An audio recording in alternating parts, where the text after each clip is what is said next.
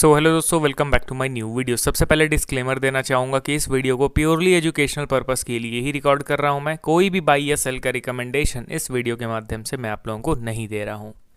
तो चलिए कुछ स्टॉक्स का इंपॉर्टेंट वीकली एनालिसिस मैं शेयर करता हूँ। पहला स्टॉक हमारे लिस्ट में पेंट सेक्टर से बिलोंग करता है। कंपनी का नाम है Berger paints India limited. Currently देखा जाए तो 462 के लेवल पे ट्रेड कर रहा है।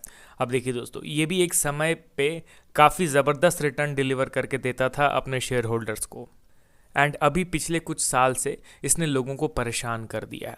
सबसे पहले इनके वैल्यूएशन के चार्ट को देखा जाए, क्वाइट अट्रैक्टिव, क्योंकि अर्निंग जिस हिसाब से बढ़े हैं उस हिसाब से स्टॉक में तो बिल्कुल भी तेज़ी नहीं आई है। एंड यही रीज़न है कि पिछले 5 साल में lowest price to earning ratio पे करेंटली ये अवेलेबल है। 120 को भी क्रॉस करने वाला पी रेशियो अभी 48 के आसपास ट्रेड कर रहा है, तो अंडर वैल्यूड तो इसको कंसीडर करना पड़ेगा। एंड अगर इनके क्वार्टरली रिजल्ट्स को चेकआउट किया जाए तो इस बार कंपनी के जो अर्निंग्स है वो लिटिल बिट डिक्रीज हुए हैं। 296 करोड़ से घट के 271 करोड़ इनका नेट प्रॉफिट हो गया है। अब देखिए दोस्तों, अभी पेंट कंपनीज के भी रिजल्ट्स काफ़ी ज़्यादा वॉलेटाइल रह रहे हैं। एक चीज़ तो मैंने नोटिस कर लिया कि जब क्लियर कट किसी सेक्टर के अच्छे दिन नहीं आते हैं ना, उसके पहले स्टॉक में तेज़ी नहीं आती है। एंड अचानक से क्या होता है ना, मैंने नोटिस करा है कि कोई इंटायर इंडस्ट्री ना ऊपर उठने लगता है, तेज़ भागने लगता है, एंड बाद में पता चलता है कि नहीं, अब इसके रिजल्ट तो काफ़ी अच्छे आ रहे हैं। मतलब रिजल्ट आने के पहले ही स्टॉक में अच्छा मोमेंटम स्टार्ट हो जाता है। अभी यहाँ पे देखा जाए इनके इन्वेस्टर के सेक्शन पे, तो आपको पता चलेगा कि इनका शेयर होल्डिंग पैटर्न काफ़ी स्ट्रांग है। मेजॉरिटी स्टेक तो प्रोमोटर के पास है, जितना वो ओन कर सकती थी उतना ओन कर रही है, 74.98%। एंड उसके बाद सारा स्टेक एफआईज एंड डीआईज का है, पब्लिक के पास महज 8.6% का स्टेक है। अब देखिए दोस्तों, अगर पेंट इंडस्ट्री में किसी कंपनी के बारे में बात किया जाए तो सभी लोग दो ही स्टॉक का नाम लेंगे। सबसे बड़ी जो है Berger paints and Asian paints limited. अब मैं तो ये नहीं एक्सपेक्ट करके चल सकता हूँ कि पेंट इंडस्ट्री ही खत्म हो जाएगी इंडिया में, या फिर ये दोनों बड़े दिग्गज कंपनीज खत्म हो जाएंगे। ऑब्वियसली ये अभी खराब परफॉर्म कर रहे हैं, मगर आने वाले समय में इन द लॉन्ग रन अगर बड़े टाइम फ्रेम का चार्ट देखा जाए कि 5 साल में क्या हो सकता है, 10 साल में क्या हो सकता है, तो ऑब्वियसली ये एक पॉजिटिव रिटर्न्स ही देने का पोटेंशियल रखते हैं, क्योंकि ब्लू चिप कंपनीज है ये। एशियन पेंट्स हो गई, तो इनमें मैं छोटे मोटे रिटर्न्स एक्सपेक्ट करूंगा, मगर पॉजिटिव ही एक्सपेक्ट करूंगा। ऐसा नहीं है कि 10 साल तक इसको होल्ड करूं और ये मुझे बड़ा लॉस दे के निकाले, ये मैं एक्सपेक्ट करके नहीं चल रहा हूं। अब चलिए टेक्निकली इसके चार्ट को एक बार देख लेते हैं, क्योंकि ये अब अपने इंपॉर्टेंट सपोर्ट लेवल के आसपास ट्रेड कर रहा है। यहाँ पे मैंने बर्जर पेंट्स का चार्ट ओपन कर लिया। सबसे पहले बड़े टाइम फ्रेम में मेजर ओवरव्यू देखना बहुत ज़रूरी है, तो मैं चार्ट को जूम आउट करता हूँ। एंड अब आपको दिखेगा कि दो इंपॉर्टेंट लेवल्स हम लोगों ने ड्रॉ कर रखा है। ऊपर से जो ये इंपॉर्टेंट रेजिस्टेंस बना हुआ है स्टॉक का, नीचे से ये इंपॉर्टेंट स्टॉक का सपोर्ट बना हुआ है। अब ध्यान दीजिए कि इन्हीं दो लेवल्स के बीच में ट्रेड कर रहा है। देखिए, ऐसा नहीं है कि फर्स्ट टाइम मैंने इस लेवल को ड्रॉ करा है। मैं अपने पुराने चैनल पे भी कई बार इस स्टॉक को कवर कर चुका हूँ, एंड उस चैनल पे भी इस लेवल को मैं बार बार आप लोगों को बताता रहता था। अभी यहाँ पे आपको क्या दिख रहा है कि ये हमारा इंपॉर्टेंट रेजिस्टेंस है। अब इन्हीं दोनों लेवल्स के बीच में ये घूम रहा है, ठीक है।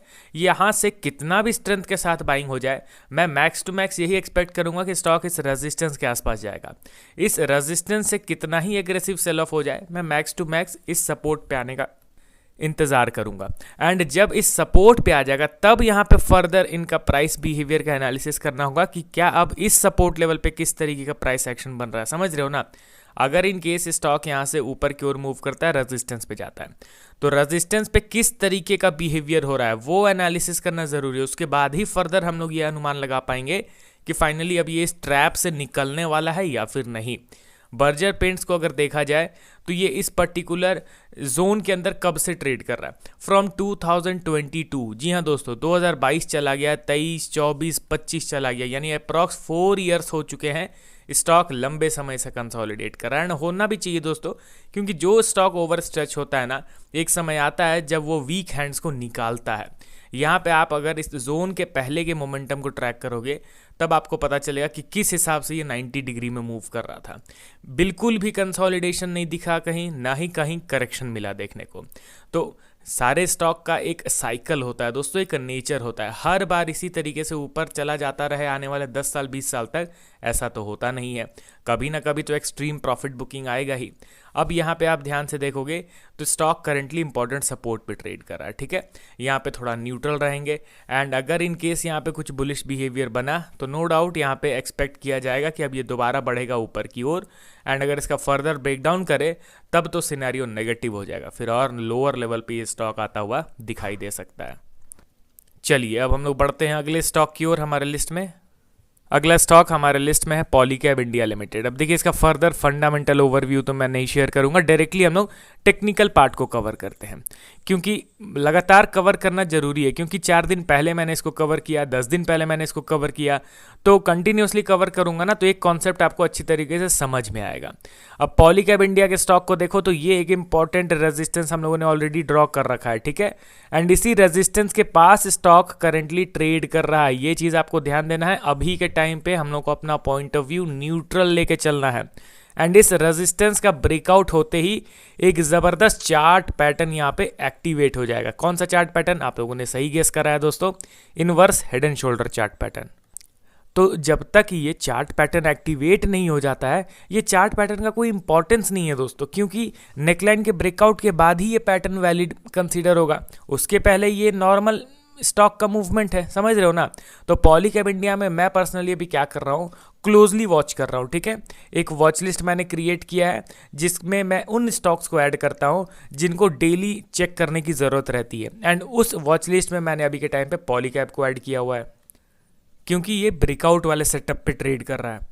एंड यहाँ पे ध्यान दीजिए दोस्तों कि जब ब्रेकआउट होगा ना तो ब्रेकआउट वाले कैंडल पे एक बार वॉल्यूम का कंफर्मेशन ले लीजिएगा।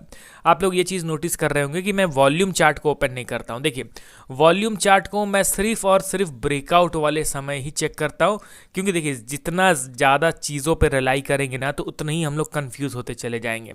सिर्फ एक प्राइस एक्शन पे इंपॉर्टेंस दीजिए एंड बाकी सारे चीज़ों को उतना ध्यान मत दीजिए। पॉलीकैब इंडिया जब ब्रेकआउट देगा तो एक बार वॉल्यूम कन्फर्मेशन ले लीजिएगा कि एवरेज वॉल्यूम जो है वो उससे ज़्यादा ब्रेकआउट वाले दिन वॉल्यूम होना चाहिए। एवरेज वॉल्यूम का ये ब्लैक लाइन आपको दिख रहा है, इससे ऊपर हम लोग को ब्रेकआउट वाले दिन वॉल्यूम होना चाहिए, ठीक है ना। ये एक कंफर्मेशन आप लोग ज़रूर ले लीजिएगा। लास्ट स्टॉक हमारे लिस्ट में IRCTC अपने इंपॉर्टेंट सपोर्ट पे ट्रेड कर रहा है, इसीलिए मैं इसको कवर कर रहा हूँ कि इस पर भी थोड़ा सा ध्यान दीजिए आप लोग, क्योंकि ये अभी मेजर सपोर्ट पे आ गया, ठीक है। यहाँ पे 2022 से ये स्टॉक का सपोर्ट बना हुआ है एंड मुझे ऐसा चांसेस कम लगता है कि स्टॉक इस मेजर सपोर्ट को ब्रेक डाउन करके फर्दर वो 400 के भाव पे आ जाए। इतना गिरावट का चांस मुझे कम लग रहा है, मगर फिर भी मार्केट है, कुछ भी हो सकता है। थोड़ा सा तो हम लोग को सतर्कता बरतना होगा। अगर मुझे IRCTC के स्टॉक को खरीदना रहता ना तो मैं इसको करंट मार्केट प्राइस में कुछ क्वांटिटी ऐड करने की कोशिश करता, क्योंकि वैल्यूएशन वाइज भी ये सस्ता है एंड ऑल टाइम हाई से भी अच्छा खासा टूट चुका है। तो एक स्टार्टिंग का जो इन्वेस्टमेंट है वो मैं करंट मार्केट प्राइस में करना पसंद करूंगा। यहाँ पे वैल्यूएशन का चार्ट भी आप देख सकते हो कितना सुनहरा लग रहा है। अब आप कमेंट करके बताइए इन तीनों स्टॉक्स के रिगार्डिंग। मिलता हूँ नेक्स्ट वीडियो के साथ। Okay then bye bye.